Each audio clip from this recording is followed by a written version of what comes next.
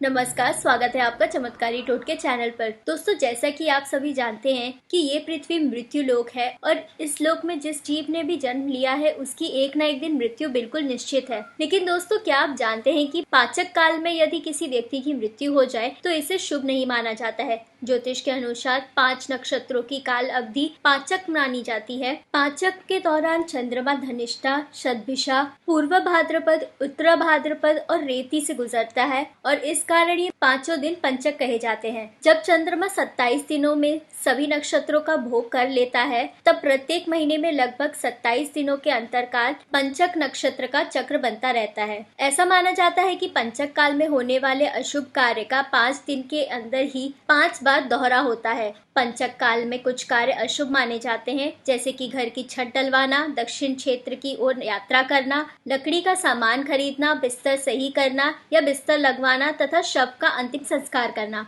दोस्तों, रावण की मृत्यु भी पंचक काल में हुई थी, जिसे सबसे अशुभ माना जाता है। ऐसी मान्यता है कि इस काल में जिस व्यक्ति की मौत होती है उसके परिवार या कुल के 4 अन्य लोगों की भी 5 से 7 दिनों के भीतर मौत होने की आशंका रहती है। ज्योतिष के अनुसार हर दिन पड़ने वाले पंचक काल का प्रभाव अलग होता है। कौन सा पंचक क्या प्रभाव देगा, ये इस हिसाब से शुरू होता है कि पंचक की शुरुआत किस दिन से हुई है। रविवार का पंचक रोग पंचक कहलाता है। सोमवार के पंचक को राज पंचक कहते हैं। मंगलवार का पंचक अग्नि पंचक होता है। बुधवार और गुरुवार की पंचक दोष मुक्त है। शुक्रवार पंचक चोर पंचक कहलाता है और शनिवार को पड़ने वाला पंचक मृत्यु पंचक है। दोस्तों, गरुड़ पुराण के अनुसार यदि किसी व्यक्ति की पंचक काल में मौत हो जाए तो पंचक में शव का अंतिम संस्कार करने से पहले किसी योग्य विद्वान पंडित की सलाह लेनी अति आवश्यक होती है। यदि पंडित द्वारा बताए गए पूरे विधि विधान के अनुसार कार्य किया जाए तो संकट टल जाता है। पंडित के कहे अनुसार शव के साथ आटे, बेसन या कुश से बने पुतले अर्थी पर रखकर इन पांचों को भी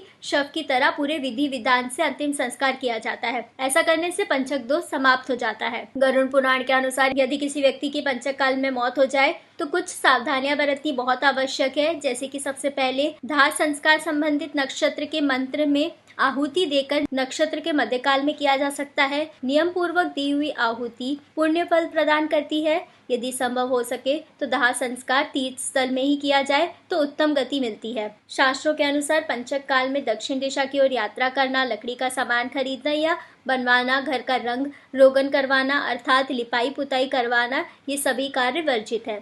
ऐसा करने से धन की हानि और घर में कलेश होता है और ये किसी भी प्रकार का संकट उत्पन्न कर सकता है। पंचक काल के दौरान हर वार का अलग अलग प्रभाव पड़ता है। पंचक काल के अशुभ प्रभाव दिखना बिल्कुल तय है, लेकिन ग्रह गोचर और ग्रहों की स्थिति के साथ ये प्रभाव कम या ज्यादा होता है। तो दोस्तों, ये थी पंचक काल के बारे में कुछ महत्वपूर्ण जानकारी। वीडियो अच्छा लगा हो तो इसे लाइक करें, शेयर करें और चैनल को सब्सक्राइब करना ना भूलें।